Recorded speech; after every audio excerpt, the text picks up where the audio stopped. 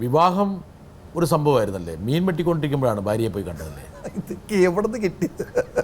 മീൻ വെട്ടുന്ന പെണ്ണിനെ കണ്ടിട്ട് എനിക്ക് ഇഷ്ടമെന്ന് പറഞ്ഞങ്ങ് പോന്നു. ഞാൻ ഇഷ്ടമെന്ന് പറഞ്ഞ പെണ്ണിനല്ല, മീനിനാണ് ഇഷ്ടം. മീനിനെയാണ്. പക്ഷെ അവർ തെറ്റിദ്ധരിച്ചു.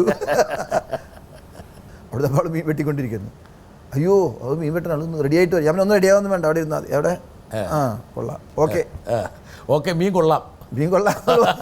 അവർ പക്ഷേ ഒരു എന്താ പറയുക, എനിക്ക് എൻ്റെ ഫാമിലിക്ക് എനിക്ക് മാത്രം ഇണങ്ങിയാൽ പോരാ ഭാര്യ എന്ന് പറയുന്നത്. എൻ്റെ ഫാമിലിയെയും കൂടി നോക്കേണ്ടവളാണ് എൻ്റെ മീൻ, എൻ്റെ അച്ഛനും കുടുംബത്തിൻ്റെ ഒരു വിളക്കാണ്. അതെ, അങ്ങനെ എല്ലാ ഇടത്തിമാരും അങ്ങനെ തന്നെ കേട്ടാ. അതുകൊണ്ട് തന്നെ മകനെ തന്നു, മകളെ തന്നു. അതെ അല്ലേ? രണ്ടുപേരെ, രണ്ട് മക്കൾ, പൂർണ്ണ സംതൃപ്തി. മകൻ വന്ന സ്ഥിതിക്ക് ഇനി മകൾ വന്നില്ലെങ്കിൽ വീട്ടിലൊരു കലാപം ഉണ്ടാവും. അതെ. ഹലോ അച്ഛാ, അച്ഛനോട് ചോദിക്കാനും പറയാനും ഞങ്ങൾ തമ്മിൽ ഒരു സീക്രറ്റ്സ് കാര്യങ്ങളൊന്നുമില്ല.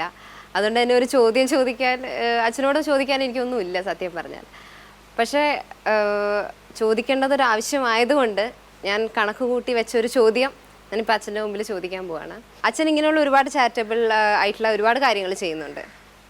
പക്ഷേ ഇതൊന്നും അച്ഛൻ ആരുടെയും മുമ്പിൽ പറഞ്ഞിട്ടില്ല. ഒരു പബ്ലിക്കിൻ്റെ മുമ്പിൽ പറയാൻ വേണ്ടിയിട്ടല്ല ഞാനത് പറയുന്നത്. ഇത് ഇങ്ങനെ ഒരു കാര്യം അച്ഛൻ ചെയ്യുന്നത് മറ്റുള്ളവർക്ക് ഒരു ഇൻസ്പിറേഷൻ ആണെങ്കിൽ അത് പറയുന്നത് കുറച്ചുകൂടെ നല്ലതല്ലേ എന്ന് എനിക്ക് പല പ്രാവശ്യം തോന്നിയിട്ടുണ്ട്. പക്ഷെ ഞാൻ ഇതുവരെ അച്ഛനോട് അത് ചോദിച്ചിട്ടുമില്ല, അങ്ങനെ ഒരു കമൻറ്റ് അച്ഛനോട് പറഞ്ഞിട്ടുമില്ല. എനിക്ക് ഈ ഒരു സന്ദർഭത്തിൽ അതിനെക്കുറിച്ചാണ് അച്ഛനോട് ചോദിക്കാനുള്ളത്. അത് വളരെ സ്ഫുടമായിട്ട് നല്ല ഫോർമുലേഷനാണ്. അയ്യോ ഭയങ്കര എന്ന് വെച്ചാൽ ഇപ്പം ഞാനൊരു 40 ദിവസം 35 ദിവസത്തോളം ഞാൻ അമേരിക്കയിൽ മാറി. ഇപ്പോൾ ഏപ്രിൽ മാസത്തെ പ്രോഗ്രാമിന് പോയി. എൻ്റെ വീട് പണി കംപ്ലീറ്റ് നോക്കിയത് അവളാണ്. ഭയങ്കരമായിട്ട് വലിയൊരു അഡ്മിനിസ്ട്രേറ്ററാണ്. ഭയങ്കര എല്ലാ കാര്യങ്ങളും കറക്റ്റായിരിക്കും. വീട്ടിൽ കളക്ടറാ? കളക്ടറിനേക്കാൾ വലിയൊരാളാണെന്ന് എനിക്ക് തോന്നുന്നു അവൾ. കാരണം നമ്മൾ ചിന്തിക്കാത്ത ചില സ്ഥലങ്ങൾ അവൾ നമുക്ക് സ്പോട്ട് ചെയ്ത് തരും. അപ്പോൾ ഇങ്ങനെ വന്നാലോ എന്നുള്ളത്. പിന്നെ ഞാൻ പറഞ്ഞില്ലേ, എൻ്റെ മക്കൾ എന്ന് പറയുന്നത് ഞാൻ എങ്ങനെ വന്നു അതവർക്കറിയാം. അതുകൊണ്ട് തന്നെ നമുക്ക് വിശപ്പിൻ്റെ ഒരു വേദനയും കാര്യങ്ങളൊക്കെ അറിയാം, വിശക്കുന്നവരുടെ ഒരു വേദന അറിയാം. അതുകൊണ്ട് ഞാൻ ഒരുപാട് പേര്, എൻ്റെ അമ്മയും വൈഫും ഒരുപാട് കഷ്ടപ്പെട്ടാണ് അമ്മ ഒരുപാട് കഷ്ടപ്പെട്ട് നിങ്ങളെയൊക്കെ വളർത്തിയെടുക്കാൻ. അതെ, വളരെ എല്ലാവരോടും ഒരുപോലെ സ്നേഹമുള്ളൊരു അമ്മ. നമ്മളോടൊന്നല്ല, മക്കളോടും മാത്രമല്ല, ആര് വന്നാലും അവർക്ക് ഭക്ഷണം കൊടുക്കാനും അവരൊരു സാന്ത്വനമാക്കുക. ഒരാളോട് കയർത്ത് വർത്താനം പറഞ്ഞത് ദേഷ്യപ്പെടുന്നത് ഞാൻ കണ്ടിട്ടില്ല.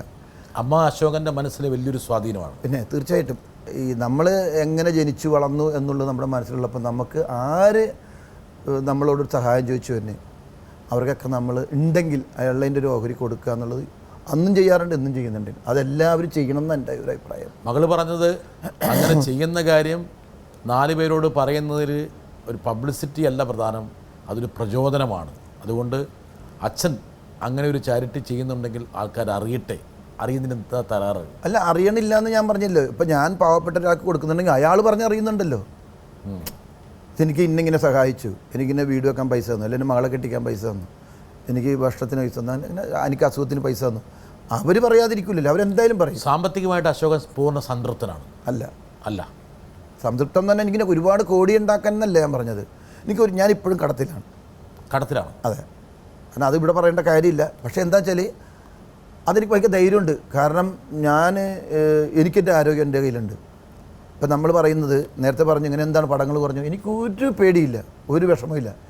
നമ്മളെ അച്ഛൻ, എൻ്റെ അച്ഛൻ, എൻ്റെ അമ്മ, എൻ്റെ ഭാര്യ, മക്കൾ, എൻ്റെ സഹോദരന്മാർ, കൂട്ടുകാരടക്കം എന്നെ ഉപേക്ഷിക്കുമെന്നല്ല ഞാൻ പറയണത്, ഉപേക്ഷിച്ചാലും എൻ്റെ കയ്യിലുള്ള, എൻ്റെ ഉള്ളിൻ്റെ ഉള്ളിലുള്ളൊരു കലയുണ്ടല്ലോ, അതിനെ ഉപേക്ഷിക്കില്ല. നല്ല ധൈര്യമുണ്ട്. ആ ധൈര്യമാണ്. ഈ കൊല്ലം ഞാൻ പ്രോഗ്രാം തുടങ്ങിയിട്ടുണ്ട്. പക്ഷേ അത് എനിക്ക് സിനിമ പറഞ്ഞുകൊണ്ടൊന്നുമല്ല. പഞ്ചാബി ഹൗസ് എന്ന് പറയുന്ന ജനങ്ങളുടെ മനസ്സിൽ ഇപ്പോഴും നിൽക്കുന്ന ഒരു ഹിറ്റ് പടമാണ് പഞ്ചാബി ഹൗസ്. അതിൽ റാഫി മക്കാഡൻ കടഞ്ഞെടുത്തൊരു ക്യാരക്ടറാണ് രമണൻ എന്ന് പറഞ്ഞ് ഇപ്പോൾ നേരത്തെ കണ്ട എൻ്റെ ക്യാരക്ടർ. ആ രമണൻ ത്രൂ ഔട്ട് സ്റ്റേജിൽ വരുന്ന ഒരു പരിപാടിയാണ് ഞാൻ തുടങ്ങിയ ഈ വർഷത്തെ മുതലാളി ജംഗ ജഗ ജഗ എന്നാണ് ആ പരിപാടിയുടെ പേര്. അതിൽ രമണൻ ത്രൂ ഔട്ട് പഞ്ചാബി ഹൗസിലെ കല്യാണത്തിന് മാത്രം ഉണ്ടാകുന്ന, അതിൽ ഗാനമേള ഉണ്ടാവും, സ്കിറ്റ് ഉണ്ടാവും, ഡാൻസ് ഉണ്ടാകും. അത് മലയാളത്തിലെ ആദ്യത്തെ ഒരു പരിപാടിയാണ്. പിന്നെ ഒരു ക്ലൈമാക്സും ഉണ്ട്.